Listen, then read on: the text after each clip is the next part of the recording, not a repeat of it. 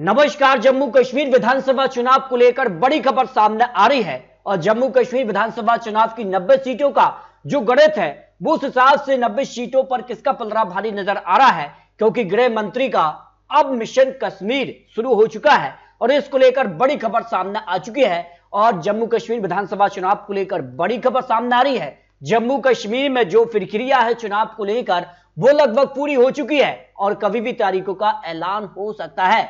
तो धारा 370 के बाद अब जम्मू कश्मीर में पहला विधानसभा चुनाव होने जा रहा है, तो किसकी सरकार बन सकती है इस पर महत्वपूर्ण आंकड़े।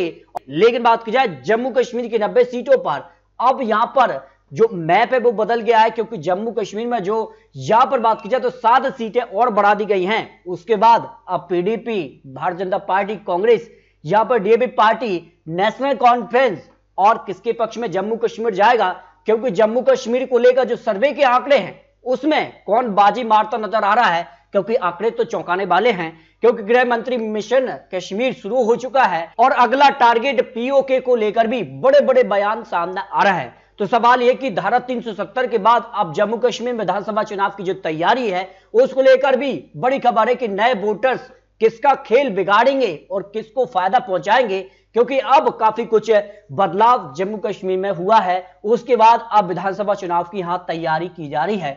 तो जिस कहा से यहां गुफकार गठबंधन बनाता 7 पार्टियों का वो मिलकर चुनाव लड़ेगा भारतीय जनता पार्टी के सामने, या फिर अलग अलग होकर चुनाव लड़ेंगे, ये भी एक बड़ा सवाल बना हुआ है। तो जम्मू कश्मीर में किसका पलड़ा है भारी, इसको लेकर महत्वपूर्ण आंकड़े आपको दिखाते हैं। तो 2014 में यहां पर आखिरी विधानसभा चुनाव हुआ था, तब यहां पर जो है जेकेपीपी पार्टी यानी पीडीपी ने यहां पर 28 सीटों पर जीत हासिल की थी। तब भारतीय जनता पार्टी दूसरी सबसे बड़ी पार्टी बनी थी और 25 सीटों पर जीत हासिल की थी। और यहां पर बात की जाए तो यहां पर नेशनल कॉन्फ्रेंस ने 15 सीट तो कांग्रेस ने 12 सीटों पर जीत हासिल की थी। यानी 2014 के बाद जो हालात बदले हैं, धारा 370 खत्म हुई है और जिस कार का आतंकवाद भी यहां पर खत्म हुआ है, उसके बाद अब विधानसभा चुनाव की तैयारी है। तो किसका पलड़ा भारी होगा इसको लेकर महत्वपूर्ण, क्योंकि जम्मू कश्मीर में परिसीमन भी यहां पर हुआ है, उसके बाद भी काफी कुछ बदलाव यहां पर देखने को मिला है। और यहां पर डीडीसी चुनाव में भी भारतीय जनता पार्टी ने बाजी मारी थी और यहां पर 247 सीटों में से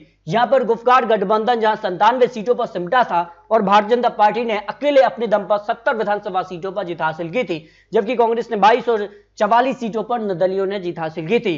तो अब यहां पर 90 सीटों का जो गणित उसमें या जम्मू की 11 विधानसभा सीटों में से भारतीय जनता पार्टी को 6 सीट, तो यहां पर कांग्रेस को 1 सीट, पीडीपी को 1 सीट, डीएपी पार्टी जो कि फारूक अब्दुल्ला कांग्रेस से अलग होकर नई पार्टी बनाए हैं तो उनको भी यहां पर फायदा मिल सकता है। डोडा की यहां पर बात की जाए तो 2 सीटों में से 1 सीट भारतीय जनता पार्टी तो 1 सीट यहां पर पीडीपी के पक्ष में जा सकती है। भाई पुलवामा की 4 सीटों की बात की जाए तो यहां 3 सीटों पर भारतीय जनता पार्टी और 1 सीट पर यहां पर पीडीपी को फायदा मिल सकता है। भाई बाड़ग्राम की 5 सीटों में से यहां 4 सीटों पर भारतीय जनता पार्टी तो 1 सीट पर पीडीपी का पलड़ा यहां भारी हो सकता है। बांदीपुरी की 3 विधानसभा सीटों में से 2 सीटों पर भारतीय जनता पार्टी और 1 सीट पर पीडीपी और अन्य के पक्ष में 0 सीट जा सकती है। नेशनल कॉन्फ्रेंस यहां गठबंधन के तौर पर कांग्रेस, पीडीपी या डीएपी पार्टी किसी के साथ यहां चुनाव गठबंधन के तौर पर लड़ सकती है। यहां पर बात की जाए तो यहां पर अनंतनाग की 6 सीटों में से यहां 4 सीटों पर भारतीय जनता पार्टी, 2 सीटों पर पीडीपी का पलड़ा भारी हो सकता है। यहां पर कुपवाड़ा की 5 विधानसभा सीटों के लिए कांग्रेस पार्टी को 3 सीटें मिल सकती हैं, पीडीपी को 1 सीट और 1 सीट डीएपी पार्टी और भारतीय जनता पार्टी के पक्ष में भी 1 से 2 सीट का अनुमान हो सकता है। कड़ी टक्कर यहां पर देखने को मिल सकती है। खड़ुआ की 5 विधानसभा सीटों में से 3 सीटों पर भारतीय जनता पार्टी, 1 सीट पर पीडीपी, 1 सीट नेशनल कॉन्फ्रेंस या फिर डीएपी पार्टी के पक्ष में जा सकती है। गदरवाली की 2 विधानसभा सीटों में से 1 सीट पर भारतीय जनता पार्टी और 1 सीट पर पीडीपी का पलड़ा यहां पर भारी नजर आ रहा है। सांबा की 2 विधानसभा सीटों में भी भारतीय जनता पार्टी को 1 सीट नेशनल कॉन्फ्रेंस या पीडीपी के पक्ष में जा सकती है। रामबाग की 2 विधानसभा सीटों के लिए 1 सीट पर भारतीय जनता पार्टी और 1 seat DAP plus national conference के पक्ष में जा सकती है। जबकि रियासी की 3 विधानसभा सीटों के लिए 2 सीटों पर भारतीय जनता पार्टी और 1 सीट पर डीएपी पार्टी का पलड़ा यहां पर भारी नजर आ रहा है। राजौरी की 4 विधानसभा सीटों के लिए भारतीय जनता पार्टी 3 सीट है और यहां पर डीएपी पार्टी, कांग्रेस या फिर नेशनल कॉन्फ्रेंस के पक्ष में 1 सीट जा सकती है।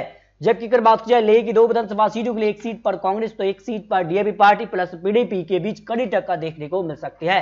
श्रीनगर की 8 विधानसभा सीटों में से 6 सीटों पर भारतीय जनता पार्टी, तो 1 सीट पर पीडीपी और 1 सीट पर DAP party plus Congress plus national conference के बीच कांटे की टक्कर देखने को मिल सकती है। शोपियां की 2 विधानसभा सीटों के लिए 1 सीट पर भारतीय जनता पार्टी, तो 1 सीट पर DAP party plus national conference के बीच यहां पर कांटे की टक्कर देखने को मिल सकती है। इस तरह से अगर बात की जाए कुल जम्मू कश्मीर की 90 विधानसभा सीटों का जो महासर्वे गणित बन सकता है, जो अनुमान सामने आ रहा है, उसमें भारतीय जनता पार्टी को 50 से ज्यादा विधानसभा सीटों पर अपने दम पर जीत मिलने की संभावना लगाई जा रही है।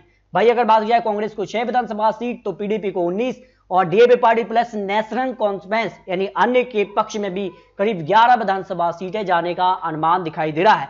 यानी जम्मू कश्मीर में आज अगर विधानसभा चुनाव होते हैं तो फिर भारतीय जनता पार्टी एक बार फिर से यहां पर जो है कमल खिला सकती है। जम्मू कश्मीर में पहली बार यहां विधानसभा चुनाव में अपने दम पर पूर्ण बहुमत सरकार बना सकती है।